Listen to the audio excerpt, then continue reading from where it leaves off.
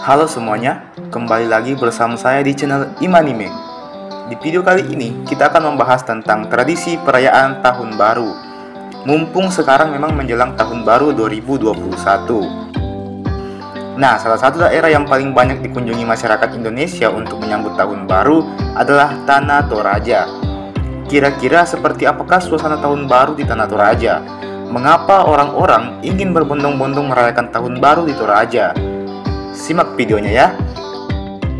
Tapi sebelum itu, buat teman-teman semua yang belum subscribe atau berlangganan di channel ini, silahkan tekan dulu tombol subscribe-nya agar saya makin semangat untuk membuat video-video terbaru lainnya.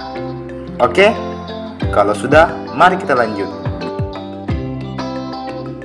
Liburan Natal dan Tahun Baru adalah waktu yang sangat ditunggu-tunggu oleh banyak masyarakat di seluruh dunia. Di Indonesia sendiri, libur Natal dan Tahun Baru adalah hal yang sangat dinantikan karena menjadi momen berkumpul bersama keluarga dan bersenang-senang bersama. Biasanya Tahun Baru di Sulawesi Selatan identik dengan kembang api, petasan, dan saraba. Dan Toraja sendiri bisa dibilang sebagai daerah yang paling niat dalam momen perayaan Tahun Baru.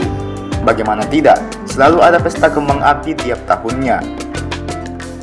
Tak tanggung-tanggung, jumlah dana yang dikeluarkan untuk membuat kembang api itu bisa mencapai puluhan, bahkan ratusan juta rupiah. Wow! Makanya ada banyak orang yang tertarik datang ke Toraja demi menyaksikan meriahnya pesta kembang api seharga ratusan juta tersebut. Selain itu, karena masyarakat Toraja mayoritas beragama Kristen, maka di sepanjang jalan kita akan melihat berbagai macam dekorasi dan ornamen Natal, seperti pohon Natal, pakaian Santa, dan masih banyak lagi yang membuat Toraja menjadi semakin berwarna dan menarik untuk dikunjungi. Saking menariknya, bukan cuma masyarakat biasa saja yang datang, wisatawan asing, bahkan pejabat negara sekalipun turut hadir loh dalam rangka memeriahkan acara pergantian Tahun Baru Masehi tersebut. Sungguh sebuah momen yang indah dan tak terlupakan tentunya. Lalu, bagaimana dengan perayaan Tahun Baru 2021? Sayangnya di tahun ini kita mungkin tidak akan mendapati acara yang semeriah tahun kemarin. Pasalnya dengan suasana pandemi sekarang ini, pemerintah masih sepakat untuk terus menerapkan protokol kesehatan yang berakibat pada dilarangnya masyarakat untuk berkerumun di satu tempat. Berdasarkan surat edaran dari Kepolisian Resort Polres Toraja Utara mengatakan bahwa masyarakat dilarang melakukan pesta pergantian tahun 2020 yang dapat menimbulkan kerumunan orang.